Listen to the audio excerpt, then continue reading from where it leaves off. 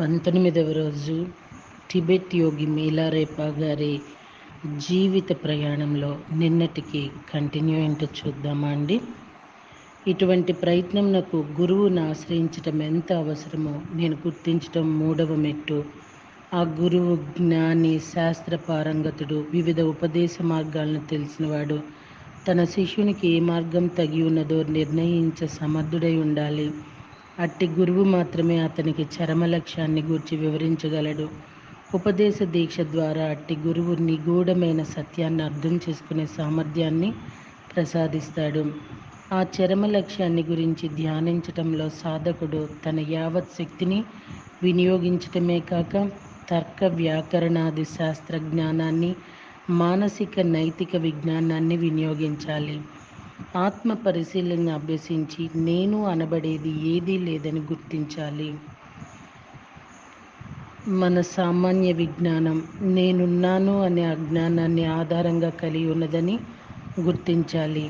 తీవ్ర ప్రయత్నము, చిరకాల అభ్యాసాల ద్వారా మనసులో ఎట్టి చలనము లేని ధైర్యం కలిగినందువలన సాధకునికి కాలమే స్తంభించిపోయినట్లు అనుభవం కావచ్చు.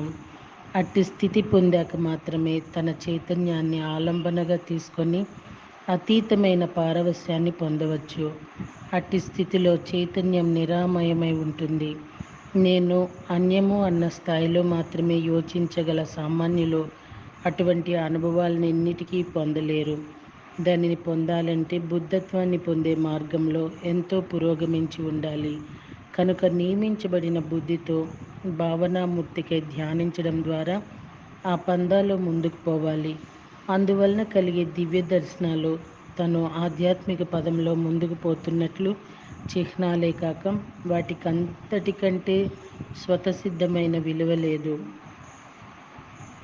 కనుక ప్రశాంతమైన మనసు, అంతులేని శక్తి సామర్థ్యాలు, సూక్ష్మమైన బుద్ధి, పరిశుద్ధము, వివేకయుక్తమైన మనసు అవసరం. ఇవి ఆధ్యాత్మిక సాధన అను నిత్యంలో మొదటి మెట్టు మాత్రమే.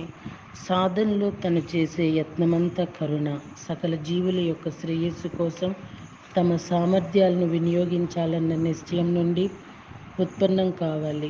గమ్యాన్ని స్పష్టంగా ఎరిగి తన ఆశయాలు, ప్రార్థనలు, మానసిక క్రియలు యోచనా స్థాయిని దాటినవై ఉండాలి. ఇదే అన్నిటికన్నా శ్రేష్టమైన మార్గమని నేను తెలుసుకున్నాను. అట్టి లక్ష్యాన్ని సాధించటంలో దీనిని ఆటంకం కానివ్వకూడదు. ఆహారం అనే పదం కాక నిజమైన ఆహారం మాత్రమే ఆకలిని ఎలా తీర్చగలదో, అలాగే పరమసత్యాన్ని గూర్చి శాస్త్రాల్లో వ్రాయబడిన నిర్వచనాన్ని తెలుసుకోదలచడమే కాక పరమసత్యాన్ని అనుభవబద్ధం చేసుకోవటమే తాను సాధించవలసింది.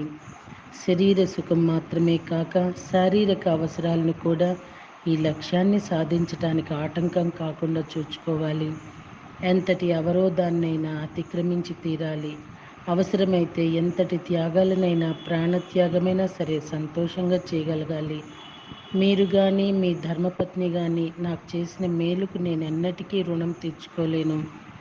చాలినంతగా కృతజ్ఞతలు కూడా తెలపలేను. నాకు నిజమైన శ్రేయస్సును చేసిన వారు మీరే. నా జీవితాన్ని ధ్యానానికి అంకితం చేసి చివరకు ముక్తిని సాధించడం మాత్రమే మీ రుణము తీర్చుకోవటము అన్నాను. ఇదంతా చెప్తూ ఉంటే మరొకసారి నాకు భావపారవస్యం కలిగి నా గురువు నుండి నేను పొందిన జ్ఞానాన్ని, నేను మహా కష్టాలను అనుభవిస్తూ అంధకారంలో ఉన్న సమయంలో నా గురుపత్ని నా పట్ల చూపిన ప్రేమను స్తుతిస్తూ ఆసువుగా పాట పాడాను. ఇదంతా విని నా గురువు మహా సంతోషంతో ఇలా అన్నారు: నీవేమి సాధిస్తావని నేను నీపై ఆశలు పెట్టుకున్నానో అలాంటి నేనిప్పుడు అసంతృప్తి పడటం లేదు.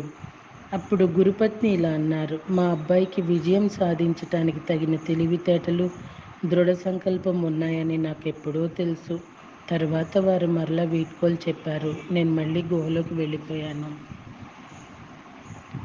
ఒకసారి గురువుగారు నన్ను కలుసుకున్నప్పుడు నేను ఇలా అన్నాను: నా గురువులైన మిమ్మల్ని ఆశ్రయించడం ద్వారా ఈ అంతులేని సంసార చక్రం నుండి బయటపడాలని కోరుతున్నాను. కారణం దుఃఖం, బాధ, వాటి నుండి విడిపడాలనే ఉద్దేశము.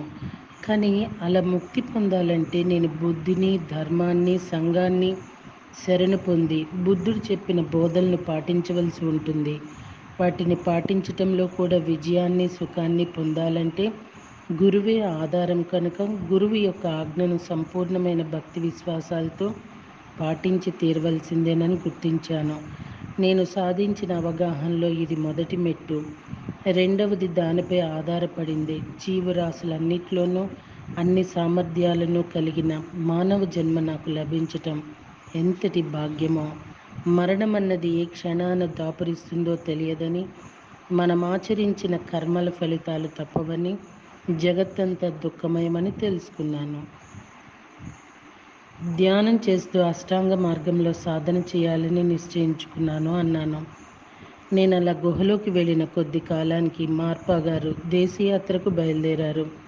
ఒకరోజు యజ్ఞకార్యం చేస్తున్నప్పుడు ఆయన ఒక దివ్య దర్శనం కలిగిందట. ఆ దర్శనంలో కొంతమంది స్త్రీలు ఆయనకు దర్శనమిచ్చి నరోపా గారు గతంలో ఎప్పుడో ఆయనకి ఇచ్చిన సంకేతాలను గుర్తు చేశారు.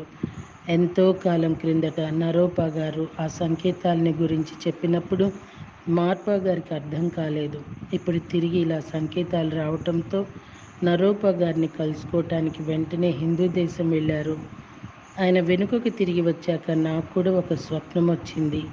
ఆ కలలో ఒక స్త్రీ దేవతామూర్తి దర్శనమిచ్చి నాలో డోగ్జగ్ అనే ఒక రకమైన యోగ విద్య లోపించిందని తెలిపింది. మెలకు వచ్చాక కూడా ఆ స్వప్నం చాలా స్పష్టంగా నాకు గుర్తించడంతో దానిని గురించి చాలా జాగ్రత్తగా ఆలోచించి నాకు వచ్చిన స్వప్నం కేవలం మామూలు కల కాదని, అతీత లోకాల నుండి వచ్చిన దివ్య సంకేతమని తెలుసుకున్నాను. నా గురించి నా గురువుకు సర్వం తెలుసు కనుక నాకు లోపించిన ఈ యోగ విద్య కూడా తెలిసే ఉంటుందని తలచి ఆయనతో సంప్రదించాలని నిర్ణయించుకున్నాను. వెంటనే మూసి ఉన్న మట్టి గోడను పగలగొట్టి బయటకు వచ్చి ఆయన దర్శనానికి వెళ్ళాను. ఉన్నట్లుండి గుహలో నుండి బయటకు వచ్చి నన్ను చూచి ఆయన నివ్వెరపోయి అలా రావటం చాలా ప్రమాదకరమని హెచ్చరించారు.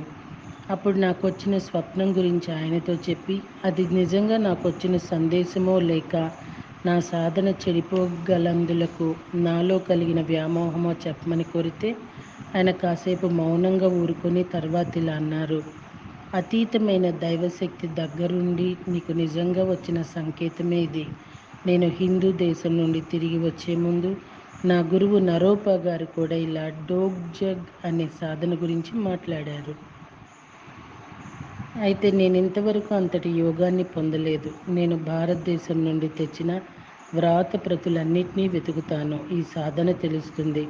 మేము పగలంతా రాత్రి పొద్దుపోయే వరకు ఆయన పుస్తకాలు దాచుకుని పెట్టినంత గాలించాము. వాటిలో మాకు కావలసిన గ్రంథం లేదు. నేను క్రితంసారి హిందూ దేశం వెళ్ళినప్పుడు మళ్ళీ ఉపదేశం కోసం భారతదేశం వెళ్ళవలసి ఉంటుందని సూచించే కల వచ్చింది. ఇప్పుడు జరిగిన సంఘటనంతా ఆ సంగతినే ధృవపరుస్తుంది అని అంటూ ఆ వృద్ధాప్యంలో అంత కఠినమైన ప్రయాణం ఎంత కష్టమో వారిస్తున్నా వినకుండా హిందూ దేశానికి వెళ్ళిపోయారు. ఖర్చులకు కావలసిన ధనాన్ని ఆయన శిష్యులు సేకరించి ఉంచారు, అంటే ఇచ్చారు. ఆ సమయంలో నరోపా గారు అదృశ్యుడై ఆయన జాడలు తెలియడం లేదనే వార్త మాకు చేరింది. అయినా మా గురువు గారు తమ ప్రయత్నమును మానుకొనక చిన్న ఆచూకీ తెలిసిన ఆ గుర్తు వెంబడి తిరుగుతూ నరోపా గారి కోసం గాలిస్తూనే ఉన్నారు. వెళ్ళిన పని ఆయన సాధించలేకపోయినట్లయితే ఆ ప్రయత్నంలో ఆయన మరణించారేమో కూడా. అలా వెతికి చివరికి ఒక అడవిలో నరోపా గారిని కలుసుకోగలిగారు. వారిద్దరూ కలిసి సమీపంలోని ఒక ఆశ్రమంకి వెళ్ళాక అక్కడ మార్పా గారు తమ గురుదేవులను డోగ్జంగ్ అనే యోగాన్ని గురించి అడిగారు.